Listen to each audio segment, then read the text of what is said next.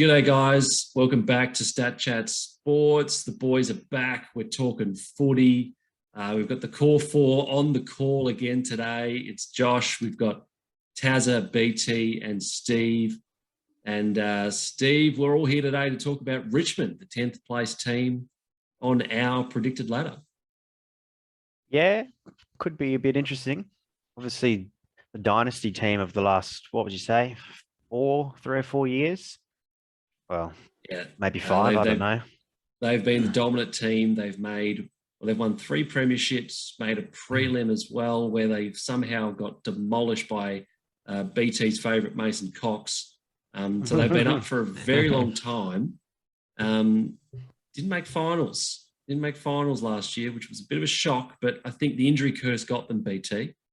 Do you see that going the same way again? Is this the start of the decline, or with a good run with injuries, the Tigers back up in the top 8? Exactly how you put it. If they have injury-free season like they did the years where they won all those premierships, they didn't have key injuries then they're pushing. They're up there again. A couple key injuries, they're right down. I think the injuries will play a huge part in how Richmond go this season.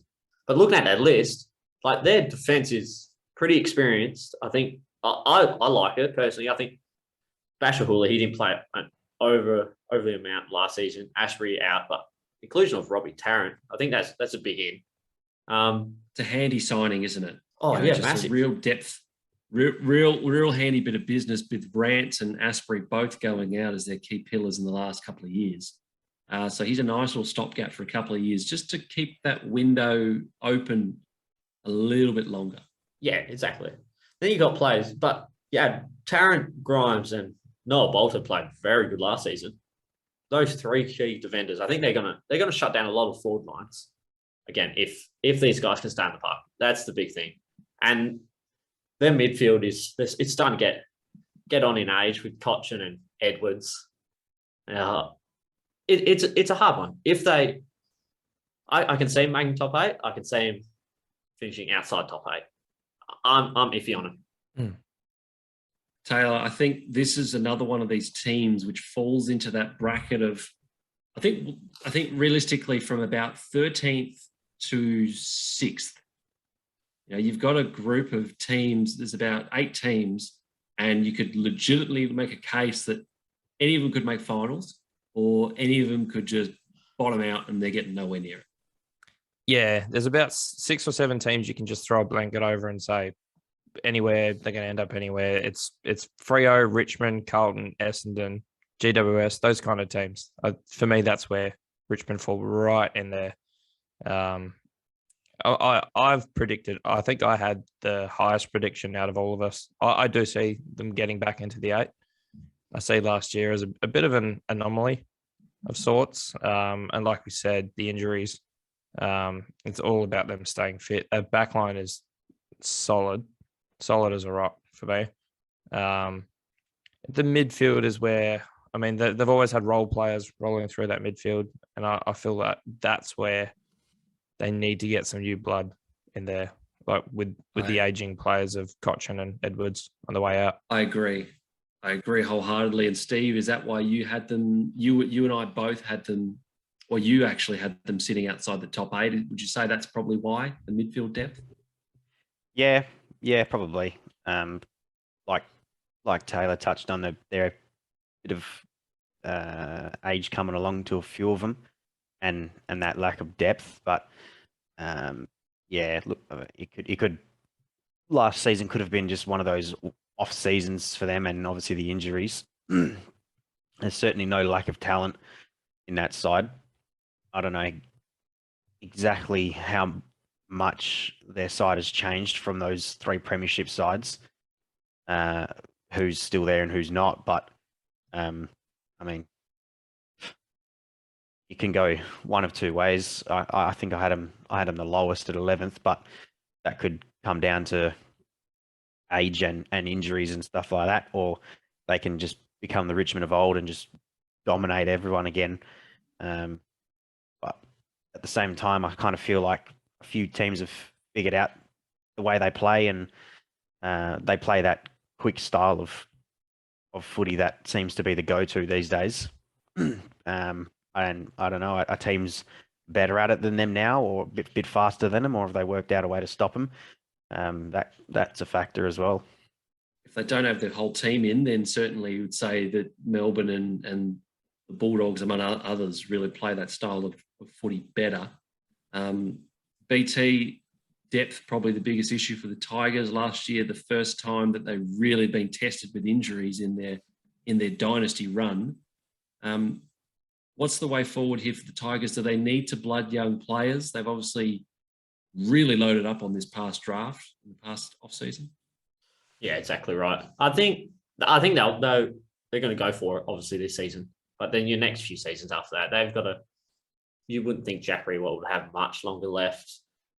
There's like who comes in for Jack Rewalt? That's the big one. Now with Coleman Jones leaving, who's that next tall forward who replaces Rewalt? If Dusty stays on the park, obviously he's a key factor for him. Yeah, it's a hard one. I don't know who they're. You got Soldo and Big Nank, but yeah, I don't know. I don't know how they're going to go.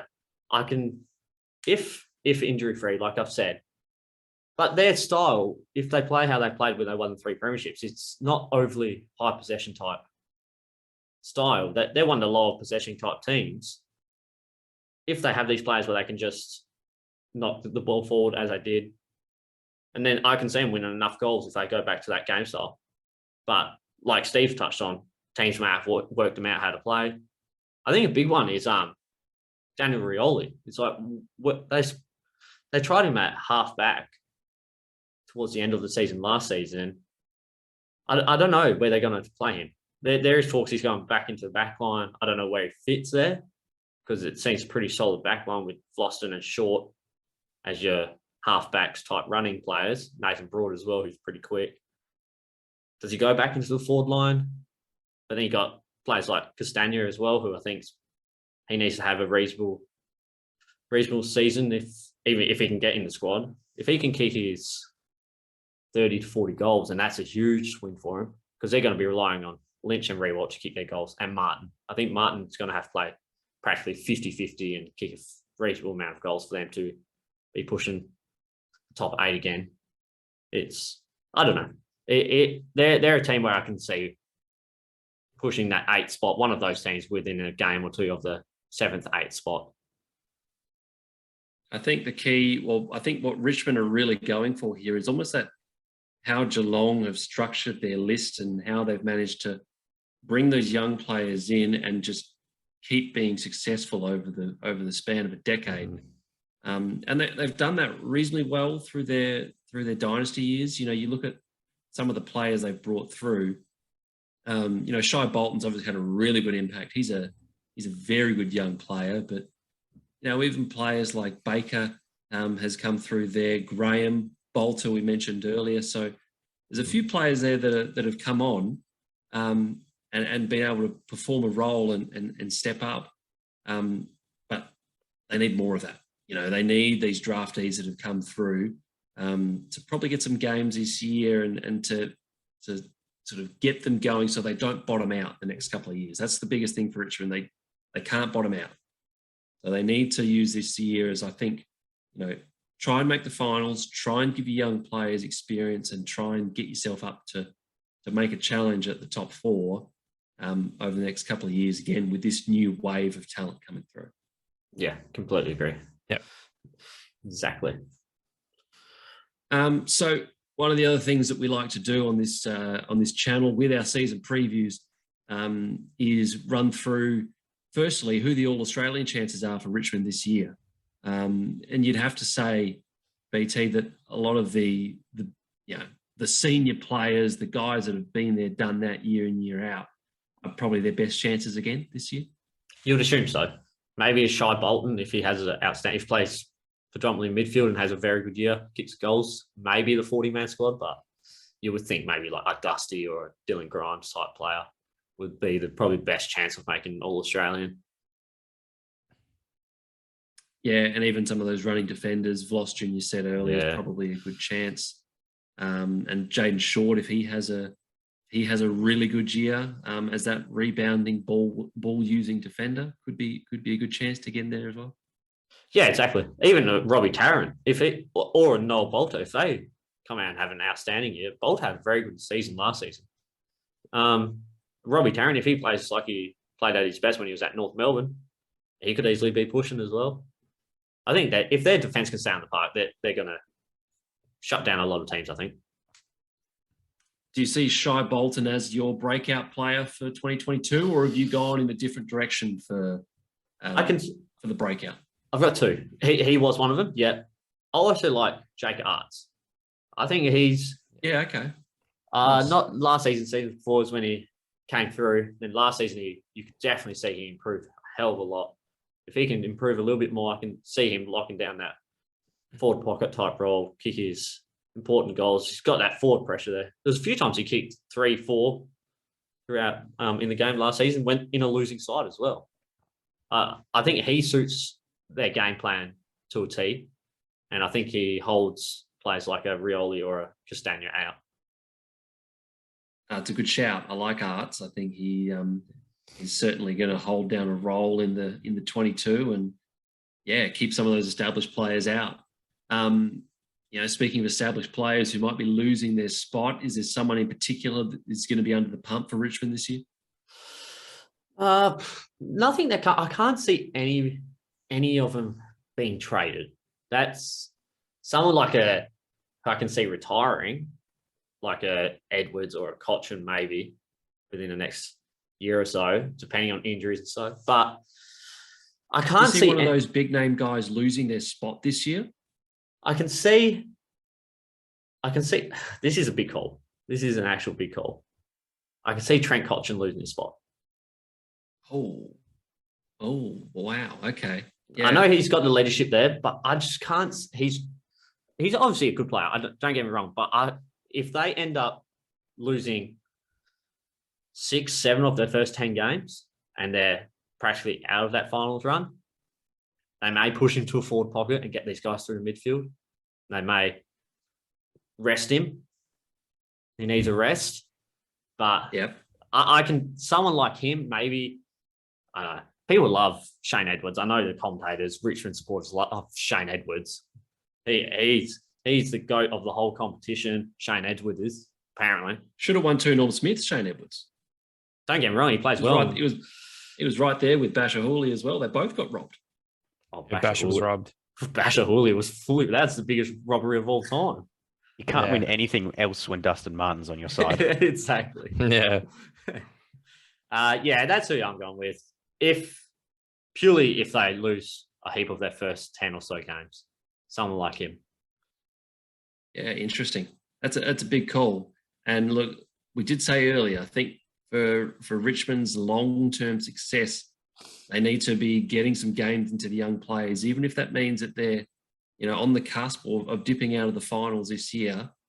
I think their sights have got to be on sort of keeping up, staying in that mix for the top 4 and keeping this run going, because they still have a really good core. Tom Lynch is going to be there for a long time. We mentioned those defenders in Gloucester. He's getting up there a little bit, but even Jaden Short, these are guys that are going to be around for a while that are going to progress them towards that next deep September challenge. Completely agree. I think you've nailed it on the head right there. So one last comment I have, though, about him before we go on to our next team. If Dylan Grimes can win a few more free kicks with the flops, that's a few more extra wins right there. Yeah. Do you think you think that he's a good chance for the Summer Olympics coming up in a couple of years in the diving? Oh yeah, he's right up there. He's got a chance of winning gold in that one. On diving, do you think that there should be suspensions? Is this something that we should be cracking down on a bit more? It's hard to say. That's because they've added in the fines, but the clubs pay the fines anyway. Let's be real. Unless it's something they've actually done wrong, most clubs actually pay the fines. But could you imagine he did a flop, won a free kick in an irrelevant quarter, second quarter, 10 minutes in, and it's like it doesn't mean anything in the game, and he misses out on a huge game next week. Hey, you stamp someone out once, no one is doing it ever again. You know? Like, It'd work. the AFL Yeah. makes rules about things that they don't need to make rules about. This is something that's clear cut. Yeah. We don't want people diving and staging in our game. Just stamp it out. You suspend someone once, no one is doing it ever again. But then you've got, did he actually dive? It's like, how do they actually, what's the criteria of it as well? Is it like a little pusher dive? Is it an obvious dive? Is that what they're doing? Is that what they go You need with? judges. You need judges like the Olympics. You know what I mean? So you get 7 judges from the different teams, and you hold up your score, yes or no. And if you get the majority, yes, he's off. Done. See you later. Have a week off. Sit down. Think about what you did, mate, because that is not good enough. Fair call. Yeah. If you've got some strong thoughts on diving, or if you've got some strong thoughts on Richmond, make sure you let us know. Hit us up in the comments, particularly if you disagree with us. We'd love to hear from you if you disagree with our thoughts on Richmond not making the finals. And look, subscribe. Make sure you're getting the latest content from Stat Chat Sports, because we've been pumping out this AFL content, multiple times a week in the lead up to the footy season. As well as other sports as well. We've got EPL coverage that Tazza and Steve are all over every week. A weekly sports podcast where we just talk about all things going on in the sports world. So if you're wanting sports content, make sure you subscribe and follow us on all of our social media channels to keep up to date with all the latest content. Thanks, boys. Nice chat. We'll do it again soon.